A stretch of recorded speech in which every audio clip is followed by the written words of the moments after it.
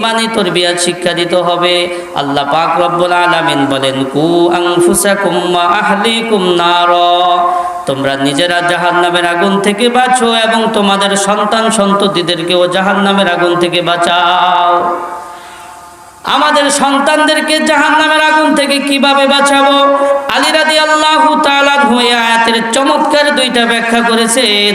বলে সন্তানদেরকে জাহান্নামের আগুন থেকে বাঁচানোর মাধ্যম হলো দুইটা। এক নম্বর ওয়া আল্লিমুহুম, দুই নম্বর ওয়া আদিবুহুম। সন্তানদেরকে জাহান্নামের আগুন থেকে বাঁচানোর মাধ্যম হলো দুইটা। এক নম্বর ওয়া আল্লিমুহুম, সন্তানকে সুশিক্ষায় শিক্ষিত করতে হবে। যখন সন্তানটা সুশিক্ষায় শিক্ষিত হবে, আল্লাহর পরিচয় পেয়ে যাবে, রাসূলের পরিচয় পেয়ে যাবে, জান্নাত জাহান্নামের কথা জানতে পারবে, পিতামাতার কি হক সেটা জানতে পারবে। তখন সে নিজে আমল করে জাহান্নাম থেকে বেঁচে যাবে, আরো মানুষকে বাঁচানোর জন্য চেষ্টা করবে। দুই নম্বর ওয়া আদিবুহুম, সন্তানদেরকে আদব তরবিয়ত শিক্ষা দিতে হবে।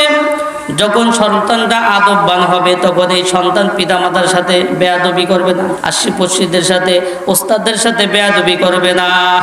তাহলে সন্তানদেরকে জাহান্নাম থেকে বাঁচানোর মাধ্যম হলো দুইটা।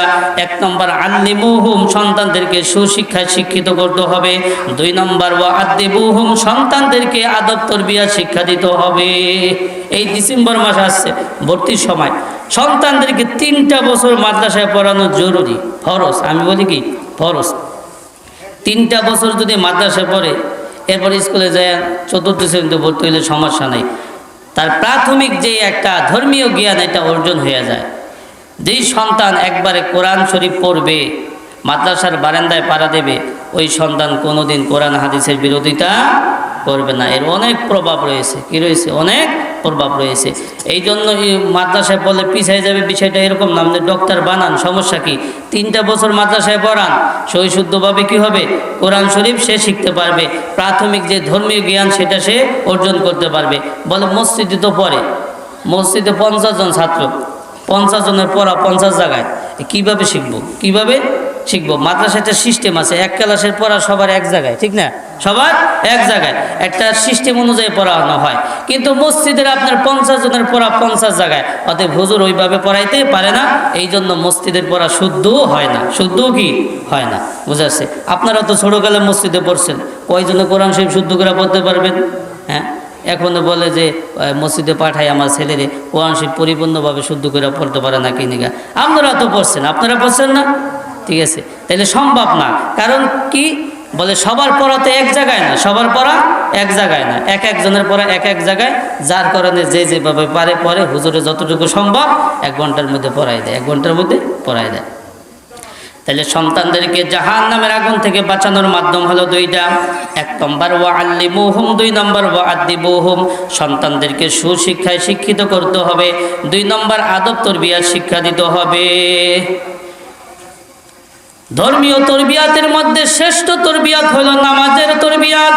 আল্লাহর হাবিব বলেন, ক্বালান নাবিয়্যু সাল্লাল্লাহু আলাইহি ওয়াসাল্লাম, ক্বালান নাবিয়্যু সাল্লাল্লাহু আলাইহি ওয়াসাল্লাম, মুরু আওলাদাকুম বিস-সালাতি ওয়া হুম আবনাউ 7 সিনিন ওয়াজরিবুহুম আলাইহা ওয়া হুম আবনাউ 10 সিনিন ওয়া ফাররিকু বাইনাহুম ফিল মাযাজি'।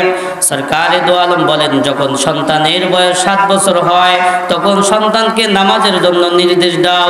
যখন সন্তানের বয়স 10 বছর হয়, তখন তাকে নামাজের জন্য পিট্টি দাও।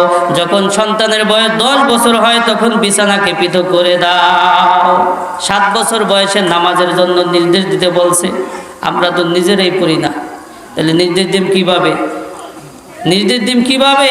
আর এই সন্তান ভালো হবে কিভাবে? আমার খেদমত কিভাবে করবে? 10 বছর বয়স হলে নামাজের জন্য পিট্টি দিতে হবে। কত কিছুর জন্য তো পিট্টি দিলাম, শাসন করলাম, কেউ আজ পর্যন্ত বলতে পারে নাই আমার সন্তানটা নামাজ পড়ে নাই আর এর জন্য আমি তাকে পিট্টি দিছি। এরকম পাওয়া খুবই মুশকিল, খুবই কি মুশকিল। এবং 10 বছর বয়স হলে বিছানাকে পৃথক করে দিতে হবে, এক খাটে শোয়া যাবে না। বাবা ছেলে যদি এক খাটে থাকে, অবশ্যই এই বয়স হইলে মধ্যে কুল বালিশ থাকতে হবে। আর 10 বছর বয়সী মেয়ে আর বাবা মধ্যে কুল বালিশ দিলেও এক খাটে থাকার অনুমতি ইসলাম দেয় নাই, ভিন্ন খাটে থাকতে হবে। ভিন্ন খাটে কি থাকতে হবে? ইসলামের বিধানের মধ্যে ফায়দা আছে, কি আছে? ফায়দা আছে। তাহলে সন্তানের বয়স যখন 10 বছর হবে তখন নামাজের জন্য পিতৃ দিতে হবে। ফজরের নামাজের সময় আমরা নামাজ পড়তে চলে আসি, সন্তানগুলা ঘুমায় রয়েছে, ডাক দেই না।